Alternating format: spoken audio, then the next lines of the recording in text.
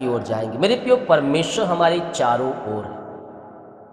जिस प्रकार एक बड़े बड़े लोगों के साथ एक सुरक्षा कवच होता है, एक लेयर में, दो लेयर में, चारों तरफ सुरक्षा होती है, तो हम कोई मामूली व्यक्ति नहीं, हमारे साथ भी चारों ओर सुरक्षा प्रदान किया गया है। स्वर्गदूत हमारी सुरक्षा करते हैं, जो आपको नहीं दिखते हैं वो हमारे साथ रहते हैं। भजन संहिता 125 अध्याय के जब उसके हम 2 वचन को देखेंगे, जिस प्रकार यरूशलेम के चारों ओर पहाड़ है, उसी प्रकार यहोवा अपनी प्रजा के चारों ओर अब से लेकर सर्वदा तक बना रहे। यरूशलेम एक छोटा देश है जिसे हम इज़राइल कहते हैं। वो देश जो है एक छोटा देश है और उसके अगल बगल पूरा उसके दुश्मन फैले हैं और दुश्मनों के बीच में अकेला अकेला वो देश खड़ा है। और उस छोटे से देश को देखकर बड़े बड़े देश क्या होते हैं? डरते हैं।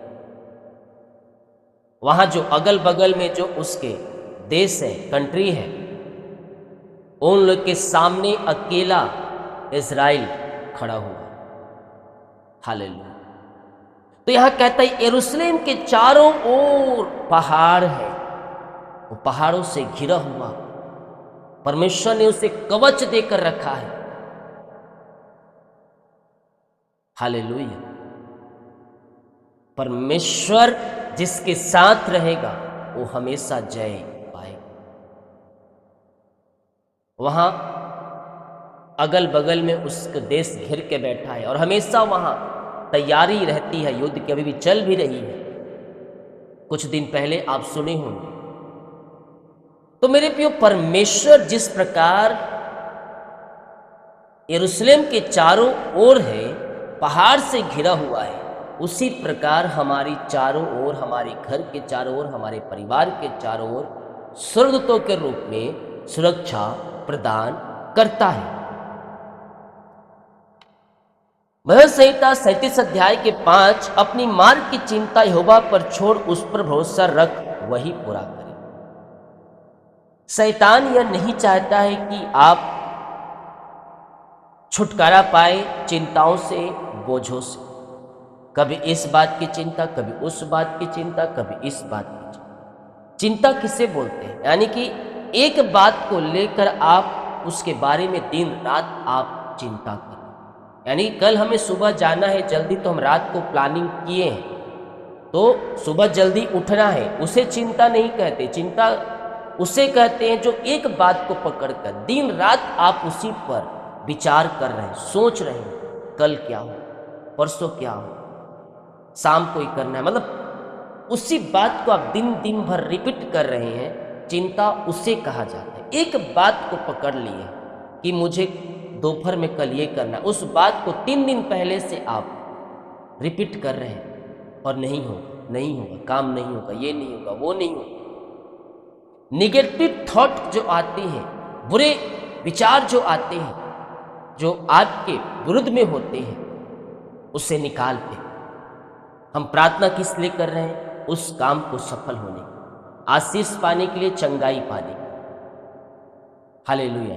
तो हम भरोसा रखें यीशु मसीह के नाम में कि वो हो चुका है, क्योंकि शैतान यही बातों को आपके जीवन में डालेगा कि आप चिंता में पड़े, आप संदेह, शक वाली आत्माओं को अपने अंदर लाएं।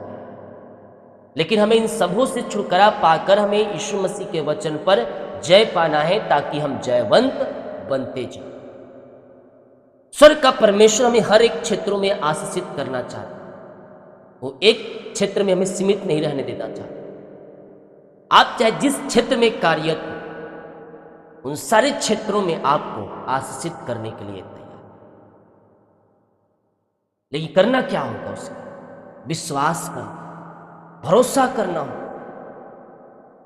क्योंकि जैसे ही संदेह और शक वाली आत्माएं जीवन में आती है, आप प्रभु की उपस्थिति से नीचे गिरते जाते।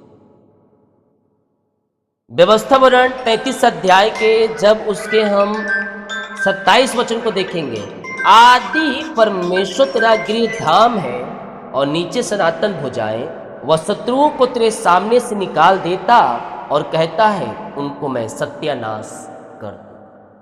हमारा परमेश्वर ऐसा भरोसा देने वाला परमेश्वर है कि शत्रुओं पर तुम जय पा सकते हो जब तुम उस पर भरोसा रख सकते हो। यहां तक उनके किले भी ढा सकता है, उन्हें सत्यानाश के गड्ढे में डाल सकता है जब आपका भरोसा परमेश्वर के ऊपर हो।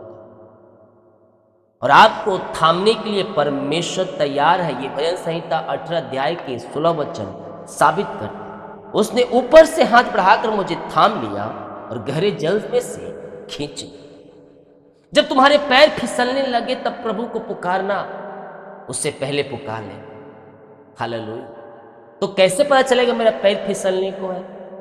जो ही नहीं कि पैर फिसलने पर ही हम उसे पुकारें। जब तुम उसे पुकारते रहोगे ना तो पैर फिसलने ही नहीं देगा। कहने का मतलब यह है कि जीवन की परिस्थितियां चाहे किसी भी क्यों कैसे भी क्यों ना हो, हम प्रभु को थामे रहे। चाहे सुख में रहे चाहे दुख में रहे, हम प्रभु को थामे रहे। उसे छोड़ेंगे नहीं तो शैतान कब्जा नहीं करे, लेकिन जैसे ही हम उससे अलग होंगे शैतान कब्जा हमारे ऊपर करना शुरू कर देगा। डिप्रेशन, बोझ, लड़ाई झगड़े, चिंता, निराशा, दुख, बीमारियां, ये सारी बातों को भेजकर आपको दबाव बनाने की कोशिश कर, लेकिन कहता है मैं उन सबों पर मैं तुझे जय दूं। उन सबों पर जय पाने का अधिकार प्रभु यीशु मसीह ने हमें दे दिया है। हम जय पा सकते हैं कब? जब हम विश्वास में मजबूत पड़ेंगे, विश्वास में हम जड़ पकड़ते जाएंगे और उस जीवन के मुकुट को पाएंगे तो हम सारे शैतान के अधिकार के ताकतों पर हम जय पा सकते हैं। बाइबल कहती है शैतान का सामना कर वह तेरे पास से भाग जाएगा। तो शैतान का सामना हमें कैसे करना है? कहता है परमेश्वर के सारे हथियार बांध लो कि तुम बुरे दिनों में उसकी युक्तियों के सामने तुम खड़े रह सको। हालेलुया। शैतान की सारी युक्तियों के सामने तुम सब कुछ पूरा करके तुम धीरज और विश्वास के साथ तुम खड़े रह सको। जब तुम उसके हथियार को बांध दोगे, जब उसके वचन विश्वास को बांध दोगे, शैतान की सारी युक्तियों को तुम असफल करते हुए तुम आगे की ओर बढ़ते जाओ। हमारा परमेश्वर जय देने वाला परमेश्वर, वो हमें जय देने चाहे। जितने लोग कमेंट बॉक्स में डाल रहे प्रार्थना रिक्वेस्ट, आप सभी के लिए मैं प्रार्थना